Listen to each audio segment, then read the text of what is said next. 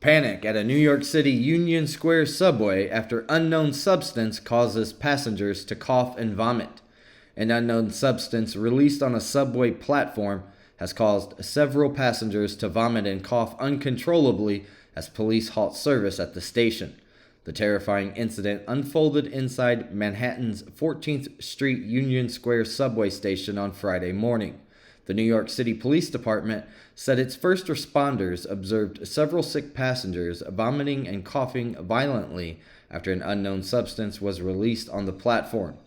The FDNY said they received reports about a suspect spraying mace on the platform.